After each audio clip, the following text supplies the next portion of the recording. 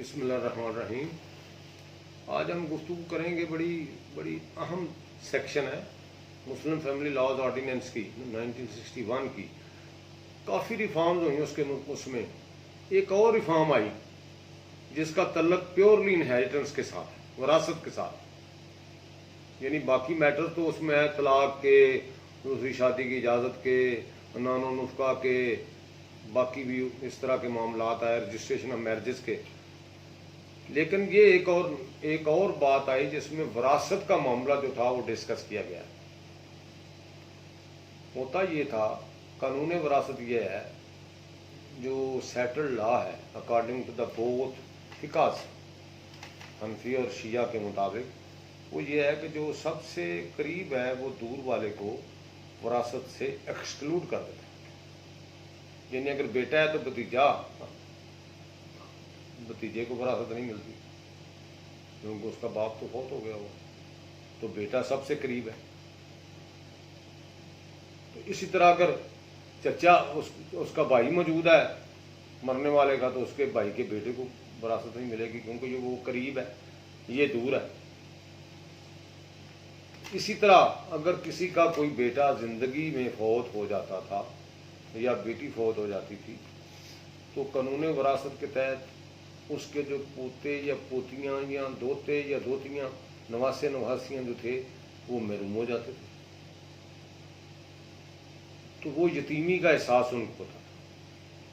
اس احساس محرومی کو دور کرنے کے لیے اور یتیموں کا فائدہ کرنے کے لیے علماء کے مشورے سے ایوب خان کے دور میں جب مسلم فیملی لاز آرڈیننس 1961 بنا تو اس میں ایک سیکشن دی گئی، سیکشن 4، یہ سکسیشن کے بارے میں۔ اب سیکشن 4 کیا کہتی ہے؟ سیکشن 4 یہ کہتی ہے کہ اگر کسی کی زندگی میں اس کا بیٹا، اس کی بیٹی فوت ہو جائے تو پھر اس بیٹے یا بیٹی کی جو اولاد ہے، جن میں اس کے بیٹے بیٹیاں شامل ہیں، یعنی مرنے والے کے پوتے پوتیاں یا نواسے نواسیاں جو ہیں، وہ اس کی وراثت میں وہی حصہ لیں گے جو ان کی ماں کو یا ان کے باپ کو ملنا تھا۔ وہ پورا حصہ اس کے یعنی جو اولاد ہے وہ لے لے گی۔ تو یہ قانون بنا دیا گیا، اور اسی لیے آج اگر کوئی بندہ فوت ہوتا ہے، اور یعنی اگر کوئی بندہ فوت ہو جاتا ہے اور اس کی زندگی میں اس سے پہلے اس کا بیٹا فوت ہو گیا یا اس کی بیٹی فوت ہو گئی، تو جب اس شخص کی وراثت کا انتقال تصدیق ہوگا، محکمہ والے کریں گے، تو پھر دوسرے حصہ داران یا وارثان کے ساتھ اس کے پوتے پوتیوں اور نواسے نواسیوں کو بھی حصہ دیں گے۔ کس کا؟ اس کی ماں کا یا اس کے باپ کا، پورا حصہ ملے گا۔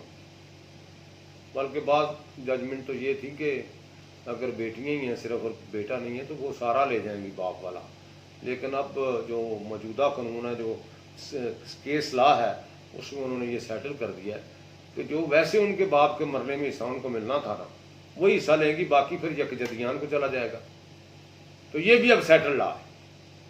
تو سیکشن 4 جو ہے، جب سے اس کا نفاذ ہوا، یعنی اس کا ریٹراسپیکٹو افیکٹ نہیں تھا بلکہ اس کا پراسپیکٹو افیکٹ تھا، اور آج تک یہ قابل عمل چلی آ رہی ہے، اور پوتے پوتیوں، نواسے نواسیوں کو حصہ مل رہا ہے، اور ان کو باقاعدہ انتقال وراثت میں یہ قرار دیا گیا ہے کہ ان کو باقاعدہ حصہ دیا جائے اور وہ برابر کے حصے دار ہوں گے۔ تو یہ تھا یہ تھوڑا سا فلسفہ۔ اب اگر شرعی لحاظ سے لیا جائے تو یہ قانون کہتے ہیں خلاف شریعت ہے، اور اس کو فیڈرل شریعت کورٹ میں چیلنج بھی کیا گیا کہ جناب یہ قانون تو اس کو مانتا نہیں، قانون وراثت جو اسلام کا ہے، وہ قربت کی وجہ سے یہ دور ہو جاتے ہیں، تو ان کو حصہ نہیں ملنا چاہیے۔ تو فیڈرل شریعت کورٹ نے یہ فیصلہ دیا کہ واقعی یہ جو سیکشن ہے، دس از اگینسٹ دی انجنکشنز آف اسلام، اسلامی احکامات کے خلاف۔ یہ کافی عرصے سے یہ ججمنٹ جو ہے وہ رینڈر کی ہوئی ہے فیڈرل شریعت کورٹ نے، اور اس میں یہ دوسری شادی کا جو فلسفہ ہے اس کا بھی انہوں نے کہا کہ اجازت کی ضرورت نہیں ہے، اس کے بارے میں انہوں نے فیصلہ دیا ہوا ہے۔ مرضی ہے کسی کی اپنی 4 شادیاں تک کر سکتا ہے جب وہ چاہے. There is no need for any permission. اور یہ ساری انہوں نے شریعت کورٹ نے اس کو خلاف شریعت قرار دے کر اپنی ایک ججمنٹ رینڈر کی ہوئی ہے. لیکن اس کے خلاف گورنمنٹ نے اپیل کی ہوئی ہے. کہاں پہ؟ سپریم کورٹ کے شریعت ایپلیٹ بینچ میں. وہ 5 جج صاحبان کا ہوتا ہے. قانون یہ ہے کہ جب تک وہ اپیل پینڈنگ رہے گی سپریم کورٹ کے شریعت ایپلیٹ بینچ میں اور اس کا کوئی فیصلہ نہیں آئے گا, تب تک جو فیڈرل شریعت کورٹ کا فیصلہ ہے وہ معطل تصور ہوگا, اور جو قانون پہلے سے موجود ہے وہ قائم اور دائم رہے گا. تو اب اسی کے لحاظ سے یہ کانسٹیٹیوشن کی بنیاد پہ یہ 200 آرٹیکل 265 63 اور وغیرہ ڈی ہے, اس کے مطابق یہ شریعت کورٹ نے اس کو خلاف شریعت قرار دیا. لیکن اب چونکہ اپیل پینڈنگ ہے اس لیے یہ معاملہ جو ہے ابھی تک زیر التوا ہے, لٹکا ہوا ہے. لیکن دفعہ 4 کا اطلاق موجود ہے. جب تک شریعت ایپلیٹ بینچ سے کوئی فیصلہ نہیں آتا تب تک یہ لاگو رہے گی.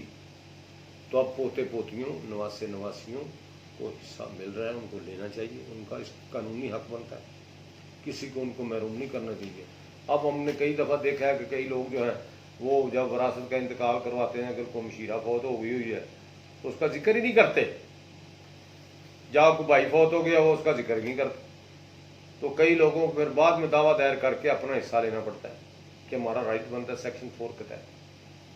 تو ٹھیک ہے شریعت اس کو نہیں مانتی, لیکن جو تقاضا ہے وہ شریعت ہے, اور یہ ایک جو بہتری کا پہلو نکلتا ہے. اور یتیموں کے بارے میں جو اللہ تعالیٰ نے ان کے حقوق و فرائض دیے ہوئے ہیں اس کے مطابق اگر یتیم وہاں پہ موجود ہیں اور اس کا کوئی پرسان حال نہیں اور ان کو کچھ مل سکتا ہے تو پھر ان کو دینا چاہیے.